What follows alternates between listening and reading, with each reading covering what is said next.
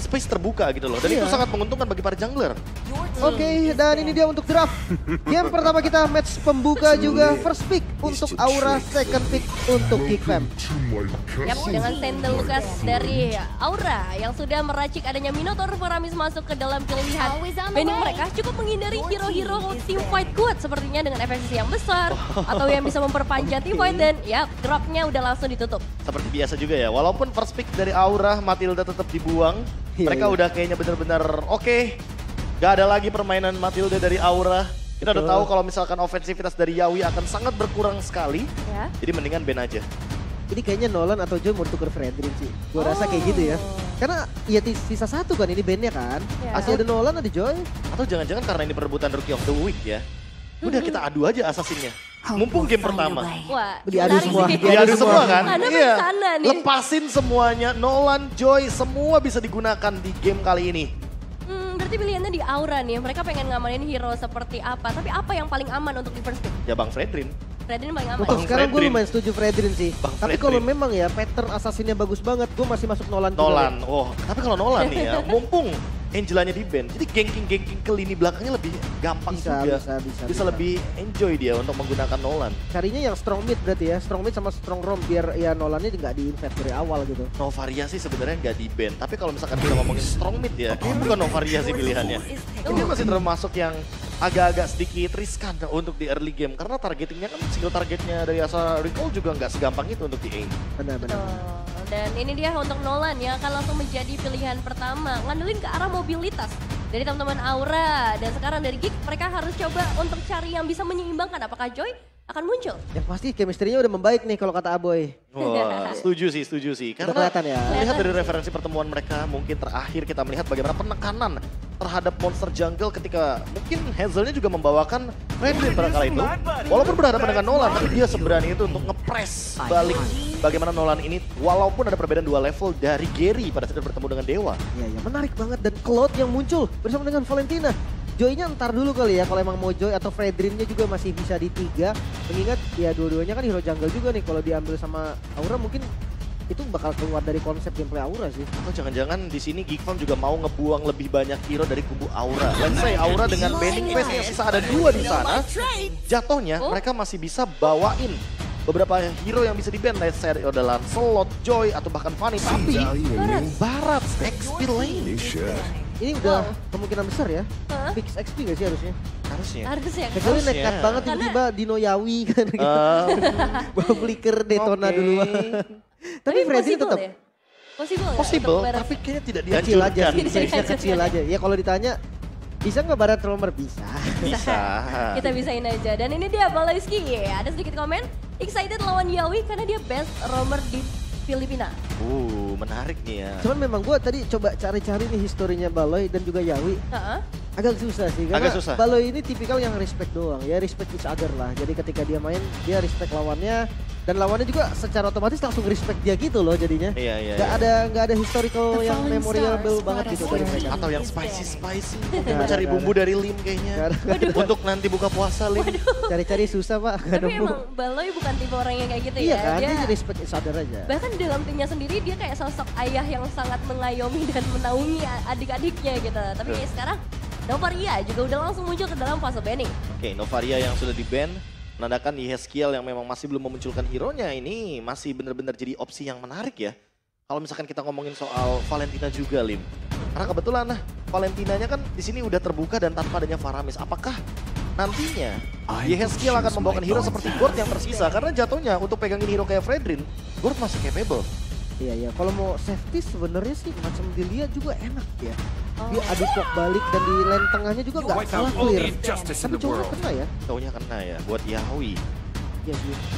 Tuh Yawi, Arlot juga. Tumben ya, Arlot nggak ada di 3 pertama. Ya bahkan jatuhnya kayak mereka lebih fokus untuk hero-hero yang lebih diutamakan kayak Barat gitu loh dibandingkan dengan Arlot. Yang padahal kalau kita melihat dari komposisinya, Aran possible banget buat bawain Arlot sebagai tank di XP lane. Kalau Aran ya, gue jujurnya gue lebih suka Aran hero laning. Entah Pakito, kenapa ya, entah Bennett kenapa Pakito Bennett, ya sekalipun kayak Cici, gue masih oke-oke aja. Karena dia minion management menurut gue lumayan oke. Dan in and out-nya tuh connect gitu loh sama teman-teman yang lain. Ya solo kill 3 kali Eman loh. Yang ada di puncak klasemen Aura. Ini menarik loh untuk Aaron yang nanti bakal kita spotlight. Kalau dia membawakan lagi hero-hero landing jauhnya. Betul, dan sekarang udah mulai dihabisin nih dari Geek Fam. Mereka udah kehilangan Ruby, Arlott juga dengan bisa dipakai, hero-hero dengan efektivitas yang besar. Sudah semakin minim tapi tenang, masih ada Tigreal yang impactnya jadinya lebih besar lagi karena mereka udah pegang Cloud juga. Sedikit nggak ngaruh Lim kayaknya Lim. Kalau kita lihat ya. Masih masuk gak sih ke gameplaynya Geek? Masih. Apalagi dengan Valentina nih, kalau misalkan nanti tiba-tiba Yeskiel membawakan hero Area of Evac, Tigrealnya bakal kebantu banget dengan damage yang lebih besar lagi, lebih burst lagi dari Valentina. Iya menarik banget. Jadi jangan sampai salah ngambil juga. Kayaknya dia udah oke sih ini. Lilia Purify gitu kan. Aduh pok aja. Tapi ya seandainya Faramis juga masih open sih untuk team fight jangka. Faramis udah di ban. Iya makanya. Dia udah nggak bisa dilawan lagi sama Valentina. Opsinya habis sih sebenarnya. Nova nggak ada. Burst damage. Aku lebih suka kalau ambilnya edit sih Lim kalau kayak gini. Entah kenapa ya, karena kita tahu sendiri kalau editnya sendiri kan butuh stack. Tapi kalau Valentina kan nggak butuh stack, dia udah maksimum stack ketika dia menggunakan IMU dan dia ambil menuju ke Primal Wrath. Iya. Kalau ngomongin burst tetap Nana gak sih, Be? Kayak Molina Blitz yang abis di combo sama Implosion gitu kan, kayak pasti kena. Tapi jatuhnya ini main pick off ya, kalau dengan edit ya. Jadi damage-nya harus maksimal banget dan Nolannya itu harus bisa burst banget. Atau jangan-jangan lagi dan lagi, ternyata XP-nya masih dengan explosive damage yang bakal dibawakan oleh Luke. Dan aku kira tadinya Pakitonya bakal jadi jungle. Tapi enggak kayaknya, tetap Fredrin. Harusnya Fredrin. Iya dan ini tebel-tebel banget loh player-player yang dibawakan oleh Geek Fam. Sedangkan dari tim Aura, sepertinya mereka pengen bermain dengan resiko yang lebih tinggi. Full damage. Untuk aimnya juga bakal susah nggak sih Nolannya? Nolan nangkep Cloud mau nggak mau harus nungguin BMI, harus ada pemicunya dulu. Harus ada smoke bombnya dulu. Sebelum kita menuju bagaimana eksekusi dari Nolan tersebut. Ya yang pasti Melissa Estes sama Fredrin nih tetap semangat ya sebelum kita masuk ke dalam Land of Dawn. Tapi ya ngomongin counter sebenarnya Tigreal ini kadang bisa dipakai buat counter juga loh. Itu yang harus diperhatikan. Gak selamanya Tigreal ini yang ngebuka. Betul, dan ini adalah match yang pertama di hari ini. Aura versus Geek, mereka harus benar-benar mempersiapkan dengan pilihan hero yang sudah mereka bawakan. Entah itu dengan strategi team fight atau bahkan pick off yang akan mereka lakukan atau eksekusi nantinya. So, tanpa berlama-lama lagi kita akan segera masuk ke dalam Land of Dawn dan FPL Arena, mana suaranya? Dan ini dia untuk Land of Dawn game yang pertama best of 3 series antara Aura versus Geek Fam. Wah ini match yang sebenarnya keduanya sama-sama punya 3 match win. Dan ini akan membuktikan siapa yang akan naik terlebih dahulu. Dan untuk farming pattern, Nolan, salah satu alasan Nolan masih terlalu sering di-ban juga karena patternnya cepet banget. Cepet banget, dia punya dash ability dengan gouge dan diganggu sedikit makanya biar nggak secepat itu mendapatkan combo buff-nya. Ini awal yang cepat banget sih dari seorang Baloyski dan membuat first blood. Bisa langsung di-secure oleh seorang Gugun. Memang masih ada seorang Aboy yang bisa selamat tapi hati-hati sih damage dari seorang Nana di awal sepertinya akan cukup menyakitkan. Ini kombinasi edit Nana, make sure Molina yang dilempar itu pasti kena berarti ya? Iya, ditambah lagi dengan eksekutornya ada Nolan di sana dengan adanya Trill dan juga Lethal Ignition. Power yang akan diberikan penetration point di early game juga karena Emblem Assassin ini akan membuat eksekusi damage-nya lebih manis lagi. Ya, dan Yawi benar-benar nggak berhenti sama sekali untuk memberikan distraksi. Sekarang Baloyski udah mulai harus berhati-hati dari setiap pergerakannya karena kita tahu lamanya efek CC yang bisa dikasih sama Yawi nanti. Baloy pakai pull yourself together nih. Dia tahu memang Tigreal sekarang dependent on flicker sih. Dependent banget sih. Apalagi dengan adanya... Oh ini dia inisiasi dari seorang Yawi yang kembali lagi terlihat. Di awal game kita sudah berhasil memakan 2 korban. Bahkan mungkin bisa bertambah lagi dengan adanya Baloyski. Double kill dari seorang Gugun, bahkan total 3 eliminasi. Nolan 3 kill sebelum Turtle muncul ini. Oh, ini udah jadi mimpi yang paling indah buat para pemain Nolan gak sih Lim? Apalagi jatuhnya Baloyski, ini mungkin fokusku ke Baloyski sih. Flickernya belum dia pakai sampai dengan 2 kali dia tumbang. Iya kan, tetap kayaknya kalau untuk di awal memang prioritasnya ke Turtle kali ya. Turtle gak boleh sampai di Turtle pertama dia gak ada flicker dulu. Tapi ya balik lagi di Turtle pertama langsung di set up. Aura cepet banget. Iya, perbedaan level antara kedua jungler juga udah mulai terasa ya. Karena 3 eliminasi tadi membuat Aura akhirnya bebas banget dapetin turtle-nya dan pressure bisa dirasakan di bagian bottom lane. Nah, ini snowballingnya pasti akan lebih gila lagi sih. Apalagi melihat bagaimana potensi dari Nolan yang kali ini sudah level 5 terlebih dahulu. Wow. Ini dia, inisiasi lagi kah dari seorang Yawi? Tapi belum ada follow up yang mantap sepertinya dari seorang Yasiel. Oh, Molinanya ternyata masih ada kali ini membutuhkan. Damage-nya cukup kerasa dan Impulsion-nya bakal langsung masuk ke bagian depan memulakan Yawi dalam sekejap. Ya, tidak ada flicker lagi juga dari Yawi. Untuk torch yang keluar banyak juga dari Baloy, gue rasa masih fine sih. Ya permainan counter setup ya berarti karena Yawinya duluan loh yang memicu flicker barusan. Dan alhasil eksekusi pun berada di kubu dari Geek Farm. Counter yang tidak diduga memangnya dari seorang Baleski. Dan ini mungkin akan terus berlanjut lagi nantinya di perebutan objektif selanjutnya. Masalahnya di covernya lama banget ini karena tank jungle yang kita tahu. Biasanya kan galak banget di awal ya. Ini sekarang fall off loh. Fall off-nya lebih cepat daripada biasanya. Karena Assassin Jungler-nya benar-benar menang satu level loh. Biasanya kita ngeliat Assassin Jungler yang pasti kepres. Ya. Sekarang malah Assassin Jungler-nya benar-benar lepas banget mainnya dan rotasi akan menuju ke gold lane. Tanda-tanda rookie of the week lagi kah ini untuk seorang Gugun. Karena awalnya benar-benar cerah banget tapi lihat di bagian bawah. Wow, instant elimination berhasil diamankan dan di area lain kita bakal melihat upaya dari seorang Kabuki untuk bisa menyelamatkan diri atau bahkan mendapatkan eliminasi karena Aka. Seorang Yawi yang siap memberikan bala bantuannya. Kadera juga akan ikut tumbang tinggal bersama seorang Hazel saja. Lagi-lagi counter setup yang begitu baik namun Aura mereka pegang semua temponya. Gue baru inget Barat sering dipakai juga waktu itu lawan Pakito kan. Iya. Barat saya suka banget dimainin sama mungkin untuk match up lawan Pakito. Karena kita tahu sendiri lah kalau Pakito mukul-mukulin Barat lama banget Lim durasinya Lim. Iya itu zamannya Bang R7 bukan sih? Sama anti match. Iya kan? Itu dia. Itu sering banget memang dan sekarang malah muncul nih Be dengan Barat yang udah di pick duluan. Dan jatuhnya untuk pick yang keempat ketika Pakitonya di last pick Lim.